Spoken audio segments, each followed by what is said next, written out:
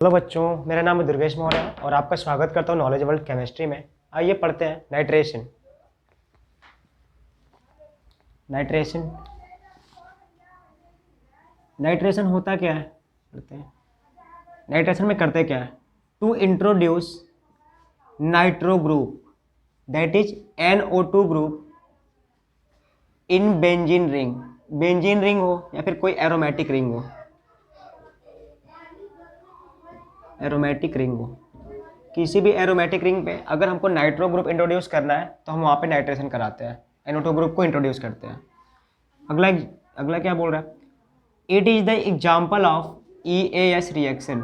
EAS reaction यानी जो nitration है वो EAS रिएक्शन का एग्जाम्पल है। EAS रिएक्शन होता क्या है?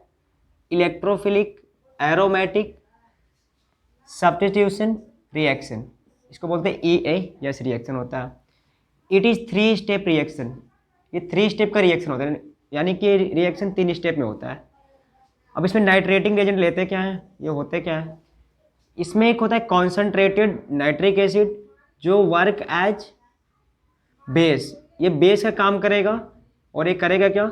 इलेक्ट्रॉन को डोनेट करेगा, यानी कि लोन पेयर इलेक्ट्रॉन को डोनेट करेगा। किसको डोनेट करेगा अभी मैकेनिज्म में देखेंगे। दूसरा रहेगा क्या आपका? Concentrated H2SO4। कॉन्सनट्रेटेड H2SO4 होता है, ये क्या करता है? वर्क एज एसिड, ये एसिड का काम ही करेगा। बेसिकली दोनों एसिड ही हैं, लेकिन यहाँ पे नाइट्रेटिक रिएजेंट में एक एसिड का काम करेगा और एक बेस का काम करेगा। एसिड कौन होगा?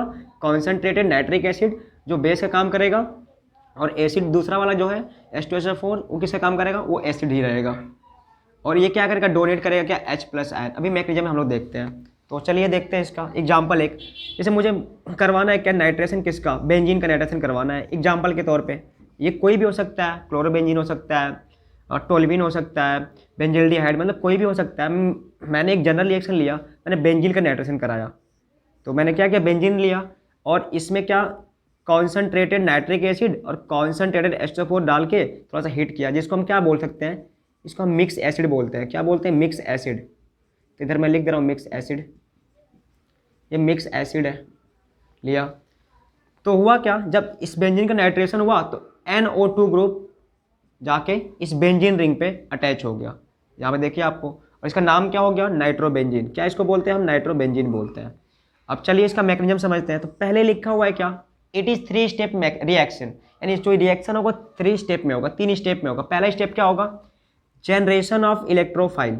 सबसे मोस्ट इंपॉर्टेंट क्या है? इलेक्ट्रोफाइल कौन बनेगा उसके बारे में। तो पहला स्टेप क्या है हमारा? Generation of electrophile. तो इलेक्ट्रोफाइल होता क्या है? इलेक्ट्रॉन डेफिशिएंट होता है, ठीक है, तो ऐसे रहेगा कोई। तो मैंने क्या किया? पहले H2SO4 लिया, जो H2SO4 था मिक्स एसिड में, वो क्या होगा? वो कॉन्सनट्रेटेड मेरा जो H2SO4 है, ये क्या होगा? पार्शियल आयनाइज होगा।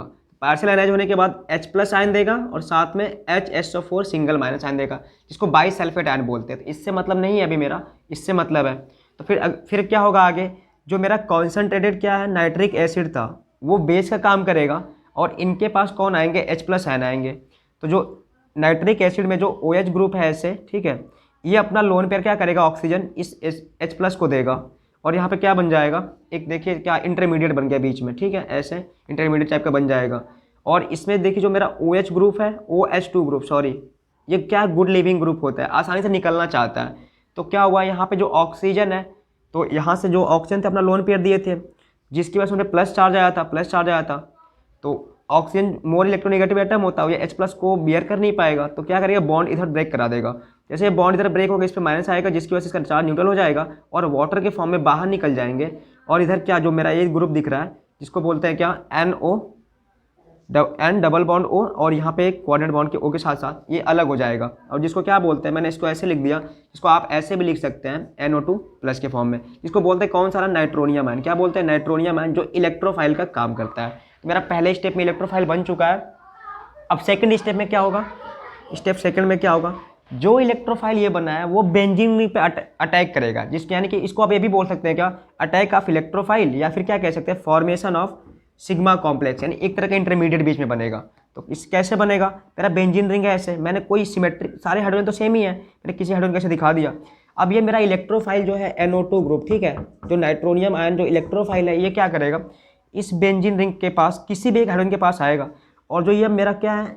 डबल बॉन्ड है, ये इधर ब्रेक करेगा इनके पास, जिसकी वजह से माइनस आएगा और यहाँ प्लस आएगा, और इसी माइनस के पास कौन, ये NO2 ग्रुप जो इलेक्ट्रोफाइल है वो अटैक कर देगा। जैसे अटैक करेगा, और ये जो स्टेप होगा स्लो स्टेप, यानी बहुत धीमा स्टेप होगा, और इसको बोलते हैं RDS, रेट डिटरमाइनिंग स्टेप बोलते हैं।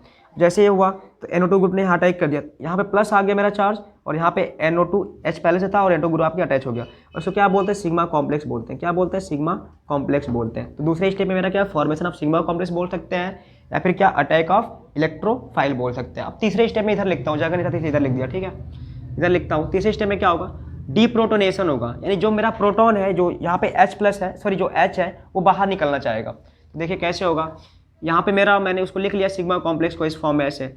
अब यहाँ पे देखिए क्या होगा, यहाँ पे कार्बन एटम है और यहाँ पे हाइड्रोजन है, और कार्बन और हाइड्रोजन में ज़्यादा इलेक्ट्रोनेगेटिव कौन सा, कार्बन एटम है। इस बॉन्ड को इधर ब्रेक करा लेगा अपने साइड, जैसे बॉन्ड यहाँ ब्रेक करेगा तो यहाँ पे H प्लस आएगा, और जो पहले से मेरा स्टेप फर्स्ट में जो HSO4 आयन बना था, बाई सल्फेट आयन, देखिए यहाँ पे जो है ये बना था, ये यहाँ पे रहेंगे, सॉल्यूशन में तो रहेंगे ही रहेंगे। ये क्या करेंगे, इस H प्लस को लेके H2SO4 के फॉर्म में अपना बाहर निकल जाएंगे, यानी ये यूँ कहे तो कंज्यूम हुए, इनका कुछ कंजप्शन तो हुआ नहीं, ऐसे निकल जाएंगे बाहर, और जो मेरा NO2 ग्रुप है इस तरह यहाँ पे अटैच हो जाएगा, और इस तरह से हमारा नाइट्रोबेंजीन बन जाएगा। तो इस तरह हमने एक रिएक्शन पढ़ा कि नाइट्रेशन जो बेसिकली कौन शो करता है, और एरोमेटिक कंपाउंड शो करते हैं, ठीक है। इसमें करते क्या है, पहले करना क्या आपको, कॉन्सनट्रेटेड नाइट्रिक एसिड लेके आना है और साथ में कॉन्सनट्रेटेड H2SO4 लेके आना है, दोनों को मिक्स करना है, और किसी का भी नाइट्रेशन करा सकते हैं। तो इस तरह नाइट्रेशन रिएक्शन होता है। थैंक्स फॉर वॉचिंग, अच्छा लगे तो शेयर करें, थैंक्स।